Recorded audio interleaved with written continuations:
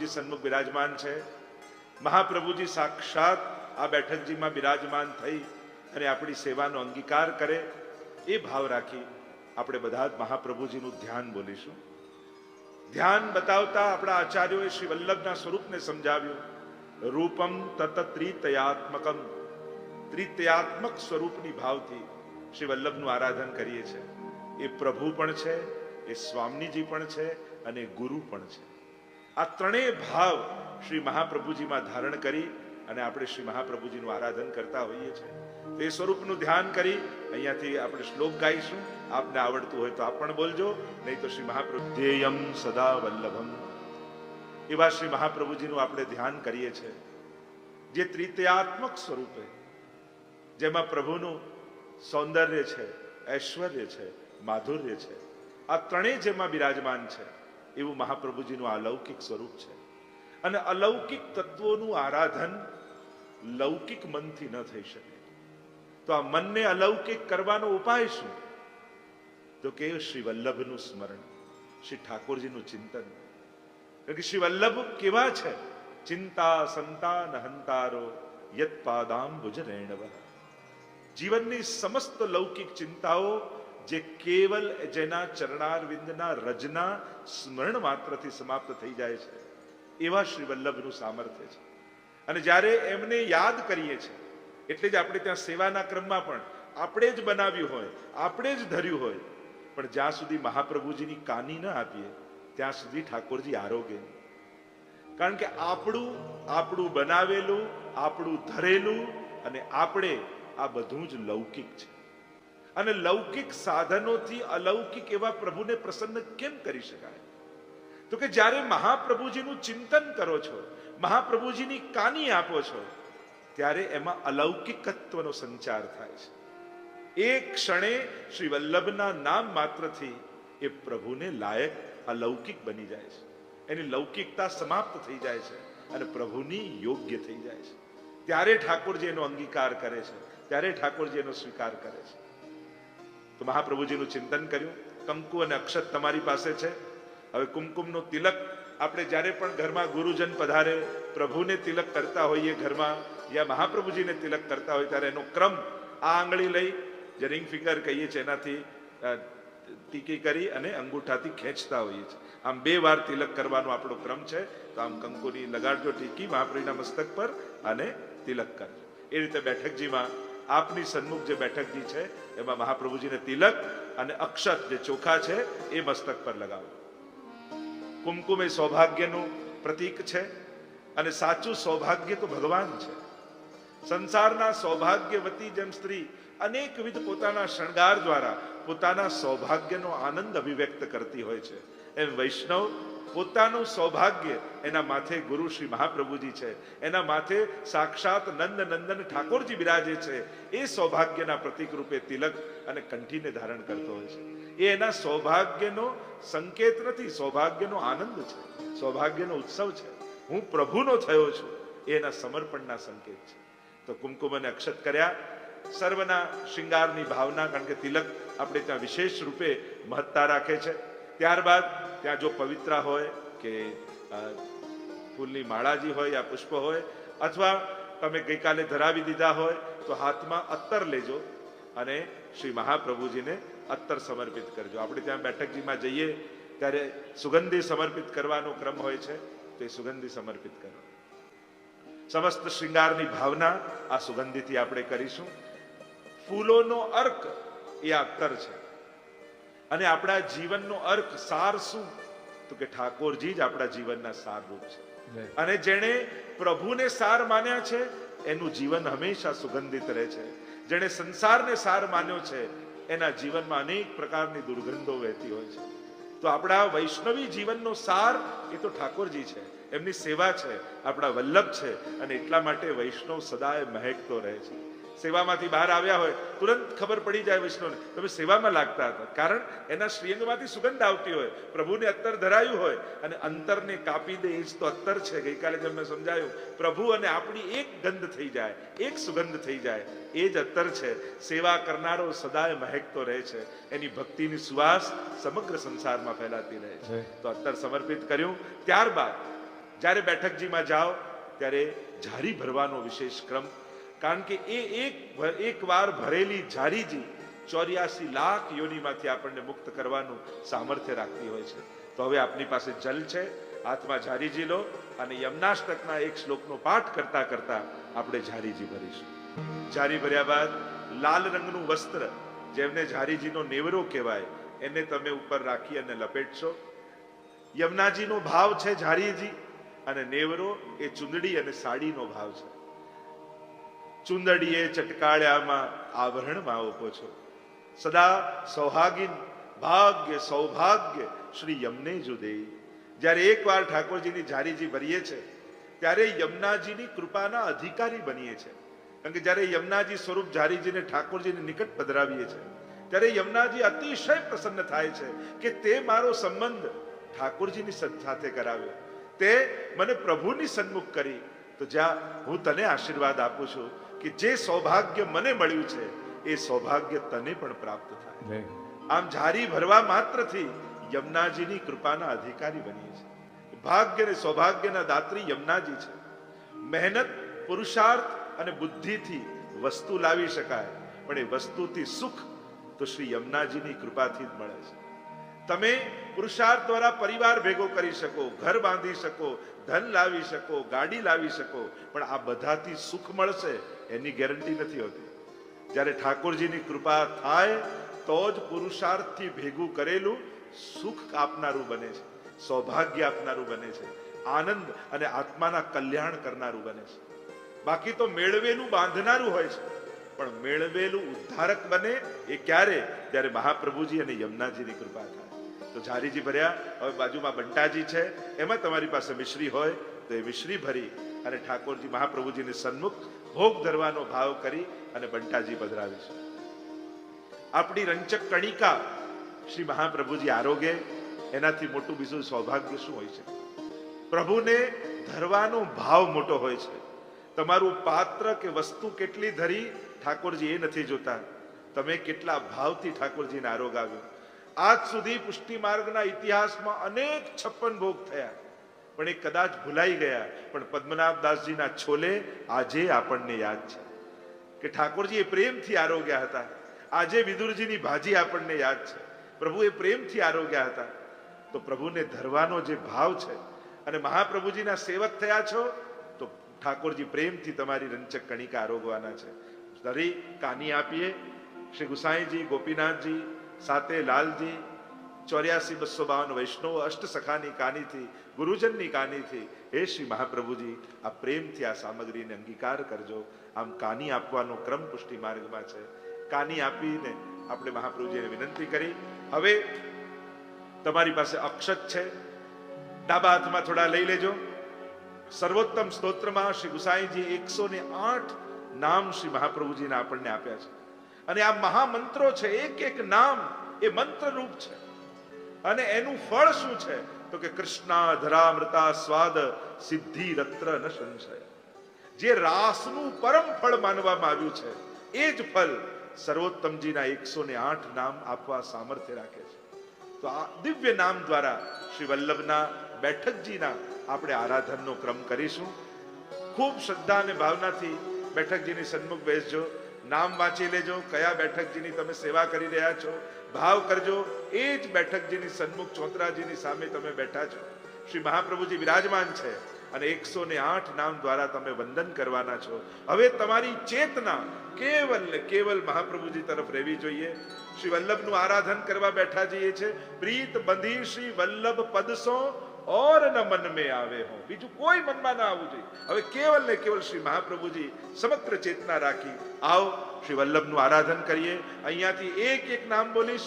અહીંયા જેટલા બેઠા છો, જે બેઠકજીની સન્મુખ છો, જે શ્રવણ કરવા આવ્યા છો, એ પણ મારી સાથે એક એક નામની જોડે શ્રી વલ્લભ શરણમ મમ એનું ઉચ્ચારણ કરી અને બે બે અક્ષર પધરાવતા રહીશું. શ્રી મહાપ્રભુજીના 108 નામ એમના દિવ્ય મંત્રો છે. કોઈ એક નામનું પણ આરાધન કરીને જીવ જો આ પુષ્ટિ માર્ગમાં આગળ વધે, નિશ્ચિત શ્રીનાથજીની કૃપાનો અધિકારી થાય. આપની પાસે હવે આરતી હશે, આરતી પ્રગટાવી લેજો. શ્રી મહાપ્રભુજી તો પોતે અગ્નિ સ્વરૂપ છે. શ્રી મહાપ્રભુજીની આરતી કરવા માત્રથી આપણા હૃદયમાં ભગવત પ્રાપ્તિની આરતી જાગૃત થાય છે, પ્રભુને પામવાનો તાપ પ્રગટ થાય છે અને જીવ પ્રભુની પ્રાપ્તિ માટે અગ્રસર થતો હોય છે. મહાપ્રભુજીના દરેક ચરિત્રો બહુ દિવ્ય છે. ભગવદ્ ગીતામાં ભગવાનના ચરિત્ર માટે સ્વયં ભગવાન પોતે કહે છે, જન્મ કર્મ ચમે દિવ્યમ. મારા જન્મ અને કર્મ દિવ્ય છે. દિવ્યનો અર્થ લૌકિક પ્રાકૃત મનુષ્ય જેવા નથી. આ અપ્રાકૃત અને અલૌકિક છે. અને એટલા માટે અલૌકિક તત્વો અને અલૌકિક જનો, અલૌકિક વ્યક્તિત્વો, એમના અલૌકિક ચરિત્રો એને ક્યારે પણ લૌકિક વ્યવહારિક બુદ્ધિથી એમના મૂલ્યાંકન કરવા નહીં. કારણ કે લૌકિક ગણિતથી આમના ચરિત્રો પર છે, આમના વ્યક્તિત્વો અલૌકિક છે. સર્વોત્તમ સ્તોત્રમાં ગુસાઈજીએ પહેલા જ પ્રથમ 6 શ્લોકમાં જ મહાપ્રભુજીના મહાત્મ્યને સમજાવતા કહી દીધું, અપ્રાકૃતા. આ અપ્રાકૃત છે, પ્રાકૃત નથી, લૌકિક નથી. અને જ્યારે લૌકિકતાની જેમાં લેશ માત્ર ગંધ ન હોય એનું મૂલ્યાંકન ક્યારે પણ લૌકિક બુદ્ધિએ ન કરે. આ દિવ્યના લૌકિક ચરિત્રો છે. શ્રી મહાપ્રભુજીના પરિશ્રમમાં જે દૈવી જીવો માટે મહાપ્રભુજીએ કર્યા એના આ એક એક સ્મૃતિ ચિહ્નો છે. 11 વર્ષની અલ્પ આયુના શ્રી વલ્લભાચાર્ય મહાપ્રભુજી એક ધોતી ઉપરણા ધારણ કરી પોતાની માતાની આજ્ઞા લઈ અને દૈવી જીવોના ઉદ્ધાર માટે, ભક્તિનો પ્રચાર કરવા માટે, ભુવિ ભક્તિ પ્રચારૈક, આ ભૂતલ પર ભક્તિનો પ્રચાર કરવા માટે શ્રી મહાપ્રભુજી પોતાનું ઘર પરિવાર છોડી અને જગતના કલ્યાણ માટે નીકળ્યા છે. વનો, ઉપવનો, નદીઓ, પર્વતોને પસાર કરતા કરતા ભારતના ખૂણે ખૂણે પધારી એક દિવ્ય મશાલ, એક દિવ્ય જ્યોત ભક્તિની ભારત વર્ષમાં પ્રગટાવી મહાપ્રભુજી. ભક્તિ કા ડંકા ભારત મેં બજવાયા શ્રી મહાપ્રભુજીને. આ ભક્તિનો ડિમડિમ ઘોષ શ્રી મહાપ્રભુજીએ વગાડ્યો ભારત વર્ષમાં. આજે પણ ભારતની ગવર્મેન્ટ એમ કહે છે કે લાખો ગામડાઓ સુધી અમે રોડ નથી પહોંચાડી શક્યા, અમે વીજળી નથી પહોંચાડી શક્યા, હજી ગવર્મેન્ટ પહોંચી નથી શકી. જ્યાં આજે આટલા વર્ષો બાદ પણ ગવર્મેન્ટ પાસે આટલા સાધનો હોવા છતાં ન પહોંચી શકી હોય, ત્યાં અમારા હિન્દુ ધર્મ, સનાતન ધર્મના આચાર્યો એ ભારતના ખૂણે ખૂણે, ગામડે ગામડે પહોંચ્યા છે. શ્રી મહાપ્રભુજી આજથી 550 વર્ષ પહેલા કેવા કેવા નાના નાના ગામો જે ભારતના નકશામાં ન દોરાયા હોય એવા એવા સ્થાનો, એવા એવા તીર્થોમાં, ત્યારે તો નથી કોઈ મેપ, નથી કોઈ જીપીએસ, નથી કોઈ પ્લાનિંગ, નથી કોઈ બજાર, નથી કોઈ લાઈટ, નથી કોઈ રસ્તા, નથી કોઈ વાહન. અને એવા સમયે પણ આપણા આચાર્યોની ક્રાંતિ, એમનો પરિશ્રમ આ હિન્દુ સંસ્કૃતિને જાગૃત બનાવવા માટે, આખા ભારત વર્ષને અખંડ બનાવવા માટે જે મહાપ્રભુજીએ પરિશ્રમ કર્યો છે, એ ભારત વર્ષ પર રહેલો આપનો ઉપકાર પ્રત્યેક ભારતીય કેમ ભૂલી શકે? નાના નાના ગામડાઓમાં ખેડૂતો રહે, જ્યાં કોઈ શિક્ષણ ન હોય, કોઈ સ્કૂલ ન હોય, પણ એને પણ એક આદર્શ દિનચર્યા કેવી હોવી જોઈએ એક વૈષ્ણવની, એ મનુષ્ય માત્રનું એક ડેઈલી રૂટીન, એનું જીવન ચરિત્ર કેવું હોવું જોઈએ. એક ઝૂંપડામાં રહેનારો સાધારણ વ્યક્તિ પણ મહાનતમ મૂલ્યોને જીવનમાં સ્વીકાર કરી અને જીવતો હોય ત્યારે આ દેન એ આપણા આચાર્યોની છે. ગમે તેટલી સારામાં સારી સ્કૂલો આજે અવેલેબલ છે, શિક્ષણ મળે છે, પણ સંસ્કાર માટે હંમેશા બધા ચિંતિત રહે છે. શિક્ષણની સુવિધાઓ ખૂબ ઊભી કરવામાં આવી, પણ સંસ્કારોનું શું? આ કાર્ય તો આપણા આચાર્યોએ કર્યું છે. મહાપ્રભુજીએ 84 સ્થાનોમાં ભારતના 7 દિવસ ભાગવતજીના પારાયણ કરી, બેઠકજી સ્થાપિત કરી અને ઠેર ઠેર ભક્તિની ધ્વજાને ફરકાવી છે. આ 84 બેઠકનું ચરિત્ર જ્યારે આપણે વાંચીએ છીએ, જ્યારે સાંભળીએ છીએ, ત્યારે આપણને ખ્યાલ આવે છે કે આ મહાપુરુષોની દેન શું છે આ ભારત વર્ષ. જ્યારે ભારતની વાત કરીએ છીએ, એના વિકાસની વાત કરીએ, એની પ્રગતિની વાત કરીએ, એની ઇકોનોમીની વાત કરીએ, પણ ભારતની સંસ્કૃતિએ કેવલ બજાર રૂપે ભારતને ક્યારે નથી જોયું, એને સંસ્કારની પાઠશાળા રૂપે જોયું છે કે આ ભારત વર્ષ એ કઈ રીતે જ્ઞાનનો પ્રકાશ વિશ્વમાં પાથરી શકે એ રીતે ભારતને જોવામાં આવ્યું છે. અત્યારે કેવલ વ્યવહારિક રૂપે આપણે જોઈએ કે બહુ મોટું માર્કેટ છે, બહુ મોટું બજાર છે, પણ આ ભારતીય સંસ્કૃતિની દ્રષ્ટિ નથી. ભારતીય સંસ્કૃતિ તો આપનારી છે, જ્ઞાનનો પ્રકાશ પાથરનારી છે, વિશ્વના ગુરુ સ્થાને બેસનારી છે. અને વિશ્વના ગુરુ સ્થાને ભારતને કોણે બેસાડ્યું? આપણા આચાર્યો, ધર્માચાર્ય, એમની વિચારધારા, એમણે આપેલા સંસ્કાર.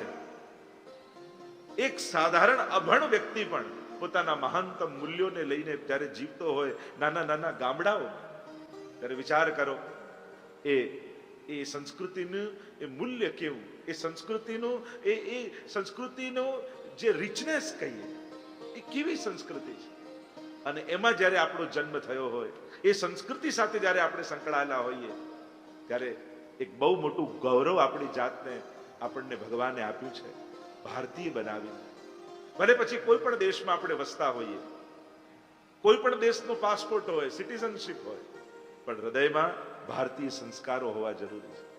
કેમ કે ભારત આ વિશ્વને કુટુંબ માને છે, અને આ વિશ્વમાં કૌટુંબિક ભાવના જો કોઈ આપી શકશે તે ભારત આપી શકશે. કારણ કે જે વિશ્વને કુટુંબ માનતું હોય એ જ આ કૌટુંબિક ભાવના સમાજને આપી શકે. મહાપ્રભુજીનું આરાધન અનેક પ્રકારથી બતાવવામાં આવ્યું છે. જેમ અત્યારે સ્વરૂપોનું આરાધનને આપણે કરીએ છીએ, પ્રાચીન સમયમાં તમે જોવા જાઓ તો ચિત્ર સ્વરૂપ સેવામાં મહાપ્રભુજીના ગણને ત્યાં બિરાજતા, ઘણાને ત્યાં મહાપ્રભુજીએ પોતાના પાદુકાજી પધરાવી દીધા. શ્યામદાસ સુથારાદીની વાર્તા 84 આદિ વૈષ્ણવમાં તમે જુઓ તો મહાપ્રભુજીના પાદુકાજીની સેવાનો ક્રમ.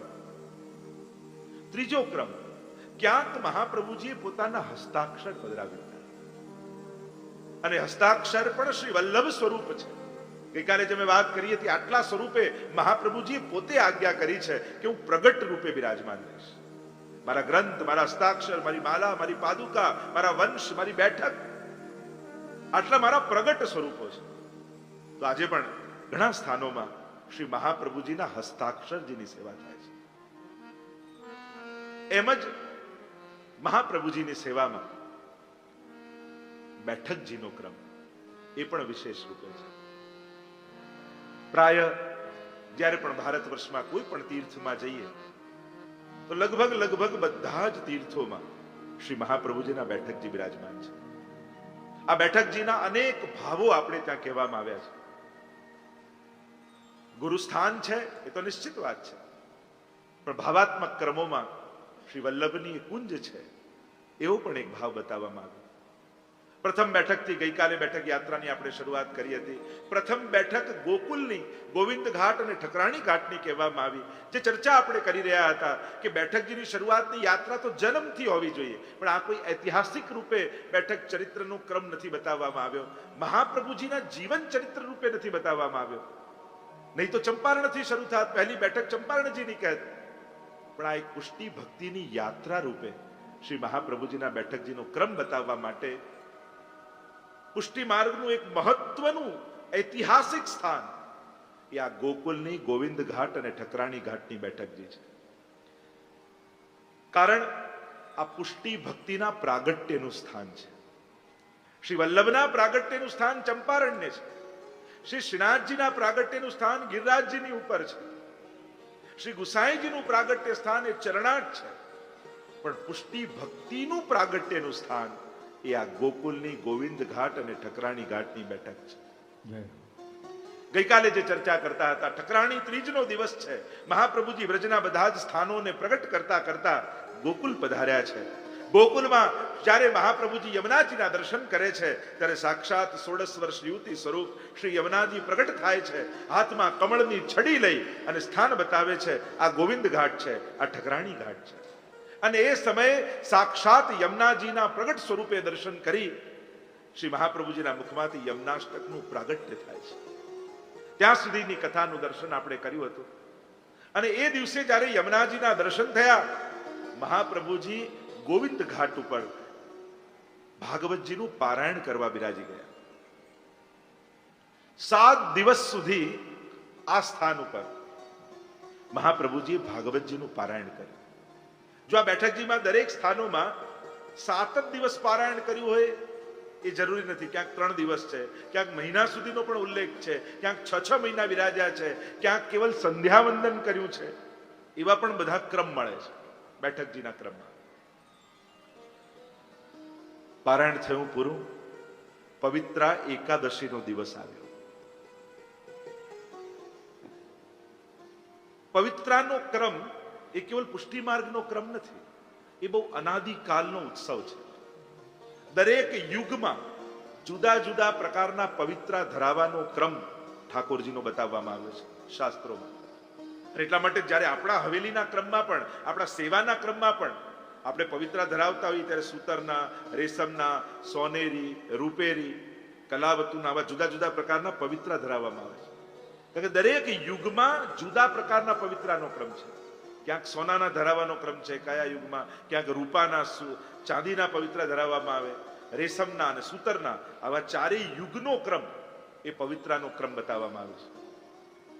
તો મહાપ્રભુજીએ પવિત્રા એકાદશી નિમિત્તે પોતાના શ્રીહસ્તથી સૂતરનું 360 તારનું પવિત્ર બનાવીને રાખ્યું છે. આપણે હિન્દુ કેલેન્ડર પ્રમાણે વર્ષના 360 દિવસ માનવામાં આવે છે. અને એટલા માટે મહાપ્રભુજીએ સૂતરનું 360 તાર અને મહિનાની 2 એકાદશી એટલે 24 એકાદશી એવી 24 ગાંઠો બાંધી છે, મણકા છે. એટલે આખા વર્ષનો ભાવ એ પવિત્રાનો ભાવ છે. પવિત્રાના અનેક ભાવ બતાવવામાં આવે છે. પવિત્રા રસમંડન નામનો ગ્રંથ પણ છે આપણે ત્યાં. ખૂબ ભાવાત્મક ક્રમ આપણે ત્યાં પવિત્રનો બતાવવામાં આવે છે. મહાપ્રભુજીએ સિદ્ધ કરીને રાખ્યું છે. સુંદર મિશ્રી કેસરવાળી કરીને તૈયાર રાખી છે. આજે મહાપ્રભુજીને ક્યાંક સંકેત મળ્યો છે ઠાકોરજી પ્રગટ સ્વરૂપે પધારવાના છે. આ ગોવિંદ ઘાટ ઉપર છોકરના વૃક્ષની નીચે શ્રી મહાપ્રભુજીએ 7 દિવસના પારાયણ પૂર્ણ કર્યા છે. ક્યાંક હૃદયમાંથી એ સંકેતો ઉભરાઈ રહ્યા છે કે આ પવિત્ર ધારણ કરવા માટે પ્રગટ પ્રભુ પોતે પધારશે. આખો દિવસ વીત્યો છે અને આજે આખો દિવસ મહાપ્રભુજીના મનમાં એક ચિંતા રહી. આ ભૂતલ ઉપર જીવનો ભગવત સંબંધ કરાવવા માટે હું આવ્યો છું. પ્રભુ સાથે સાક્ષાત સંબંધ જોડવો છે. પણ શાસ્ત્રો તો એમ કહે છે કે જીવ તો અનેક દોષોથી ભરેલો છે અને શાસ્ત્રોમાં તો શરતો છે. આ બધા જ અપરાધો ને દોષોમાંથી મુક્ત થાય જીવ તો જ પ્રભુને લાયક બને, તો જ પ્રભુ સાથેનો સંબંધ થઈ શકે. તો ગીતાજીમાં પણ ભગવાને કેટલી શરતો ને કેટલા લક્ષણો બતાવે. સભક્ત મે પ્રિય, સભક્ત મે પ્રિય, તુલ્ય નિંદા અસ્તિર મૌની સંતુષ્ટો યેન કેનચિત, અનેક અનેક શરતો આપેલી છે. અને જ્યારે આપણે આ બધું વાંચવા જઈએ તો જીવને એમ લાગે કે હું તો ક્યારે પ્રભુને લાયક થઈ જ નહીં શકું. મારો સંબંધ તો પ્રભુ સાથે ક્યારે સંભવ જ નહીં થાય. તો મહાપ્રભુજી ચિંતા એ કરી રહ્યા છે, હું આવ્યો છું જીવનો ભગવત સંબંધ સંપાદિત કરવા માટે, પણ જીવ તો અનંત દોષોથી ભરેલો છે અને પ્રભુ પરમ નિર્દોષ છે. જેમનામાં લેશ માત્ર પણ દોષ નથી એ પરમાત્મા, અને જે અનંત દોષોથી ભરેલો છે એ જીવાત્મા. તો આ બંનેનો સંબંધ સંભવે કઈ રીતે? અને જો સંબંધ ન કરાવી શકું તો મારું તો ભૂતલ પર આવવું નિષ્ફળ થઈ જાય. પ્રભુ આપે મને મોકલ્યો છે આ દૈવી જીવોનો ભગવત સંબંધ કરાવવા માટે, પણ આ જીવનો સંબંધ થશે કઈ રીતે? એક વસ્તુ યાદ રાખો, ભગવાનના લાયક બનવું બહુ અઘરું છે, પણ ભગવાન ના બની જવું બહુ સહેલું છે. ભગવાનના લાયક બનવાની મહેનત ન કરતા ભગવાન ના બનવાનો પ્રયાસ કરજો. જેવો છું એવો પ્રભુ તારો છે. કારણ કે પ્રભુ ના થવા માટે સરળ શરત છે, બસ જે મારું કાંઈ પણ છે એ તારું છે, હું પણ તારો છું. હૃદયથી એને સમર્પિત થઈ જાઓ તો ગીતાજીમાં તો ભગવાન પોતે કહે છે, અહમ ત્વા સર્વ પાપેભ્યો મોક્ષયિષ્યામિ મા શુચ, હું તને તારા બધા અપરાધોમાંથી ક્ષમા આપી દઈશ. પ્રભુને લાયક થવાની કોશિશ કરજો, પ્રભુને લાયક થઈ જાઉં તો ઘણી બધી શરતોમાંથી પસાર થવું પડશે, પણ હું પ્રભુનો થઈ જાઉં, એ જ્યારે મન બનાવી લેશો ને ત્યારે તમારે બદલાવું નહીં પડે. કાદવમાં પડ્યું હોય બાળક, માં ગમે તેટલી શણગાર સજીને તૈયાર થઈ હોય, પણ કાદવમાં પડેલા બાળકને જોઈ માં એમ નથી કહેતી કે જા પેલા નહીને આવ પછી મને અડજે, પણ પડેલા બાળકને દોડતી જઈ, ન પોતાના વસ્ત્રોની ચિંતા, ન પોતાના દાગીનાની ચિંતા, ન પોતાના તૈયાર થયેલાની ચિંતા, એ તો દોડતા જઈ એમને ખોળામાં લઈ લે અને પોતે એને લઈ જઈને ચોખ્ખો કરી દે. બસ આ જ તો સમર્પણ છે. પડ્યા છીએ ખાડામાં, સંસારના દલદલમાં ખૂપાયેલા છીએ, અનેક દોષોના કાદવોથી ખરડાયેલા છીએ, પણ હે કૃષ્ણ તારા છે.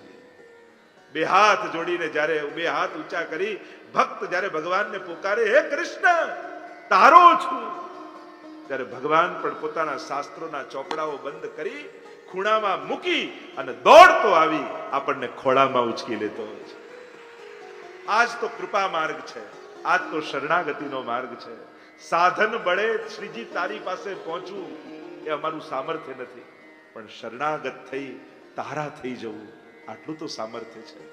એટલે ભગવાનને લાયક નથી થવું, ભગવાન ના થવું છે.